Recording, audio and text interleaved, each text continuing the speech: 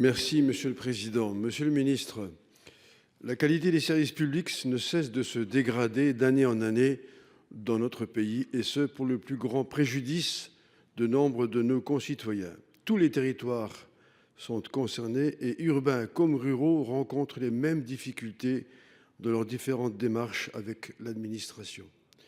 La situation est telle que la défenseure des droits a choisi d'intervenir et de dénoncer, je cite, la déshumanisation et l'éloignement des services publics. Elle ajoute qu'il n'est pas possible d'imposer à tout le monde d'avoir un smartphone et une connexion Internet, et poursuit avec justesse: ce qu'on est en train de demander aux usagers, c'est de s'adapter aux services publics, alors que la règle est l'inverse. Le service public doit s'adapter aux usagers. Elle pointe en particulier les populations en difficulté face à la dématérialisation. Les personnes âgées, les personnes en situation de handicap, les personnes précaires, les personnes étrangères, les détenus et même les jeunes, et plaide pour des accueils physiques. On a besoin de voir des personnes quand on est en difficulté. Aussi n'est-il pas urgent, Monsieur le Ministre, de mettre un terme à cette dématérialisation à outrance qui dégrade la qualité de nos services publics et qui méprise royalement l'égalité républicaine à laquelle tout citoyen a droit et qu'il convient de restaurer? Merci. Pour vous répondre, la parole est à Monsieur Marcangeli, ministre de l'Action publique, de la fonction publique et de la simplification. Merci, Monsieur le Président. Monsieur le sénateur Mison, je vous remercie pour cette question et l'occasion pour moi de rappeler que l'accès aux services publics est une priorité du gouvernement.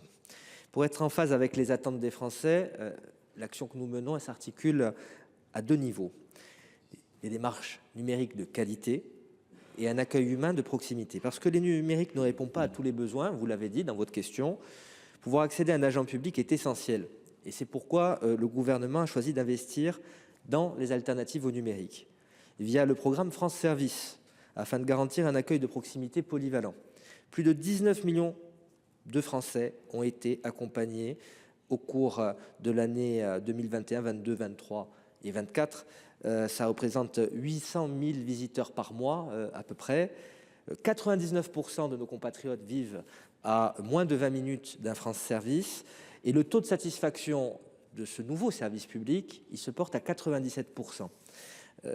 Il y a aussi le plan de téléphone engagé en 2023 avec un objectif de taux de décroché supérieur à 85%, la possibilité de prendre rendez-vous ou d'être appelé pour éviter le temps d'attente. À titre d'exemple, hier, j'étais dans le Cher, à Bourges, et j'ai, à titre expérimental, validé le fait que les MDPH soient désormais présentes dans les 20 France Services présentes dans ce département. Si cette expérimentation fonctionne, elle sera étendue sur l'ensemble du territoire, c'est-à-dire qu'on continue d'élargir le panel de cette disposition. Donc vous l'avez rappelé, on a besoin de voir des personnes quand on est en difficulté. Je suis totalement d'accord avec vous. C'est pour ça que j'ai demandé à mes services de relancer des travaux d'ampleur sur la question de posture des agents. Et en conclusion, je vous rejoins sur la nécessité pour nos services publics de s'adapter aux besoins différenciés des usagers. Tout le monde n'est pas égal. Et c'est justement pour ça que j'ai souhaité un nouveau baromètre service public qui se préoccupe de mesurer la satisfaction des usagers vis-à-vis de leurs services publics, qui nous permettra de nous améliorer là où nous devons le faire. Monsieur Mison, vous avez quelques dizaines de secondes, 35 précisément. Merci, Monsieur le Ministre, pour votre réponse. Les chiffres que vous donnez sont éloquents, mais force est de reconnaître que sur le terrain, ils ne sont pas ressentis de la même manière. Vous savez, quelle est la première mission de la loi? C'est de protéger les plus faibles. Et lorsque j'étais, voilà quelques années, président d'une mission d'information dédiée à la lutte contre l'électronisme, on avait fait des préconisations qui, en partie, ont été suivies, mais pas suffisamment. Il faut se mettre à la place des gens qui ne maîtrisent rien.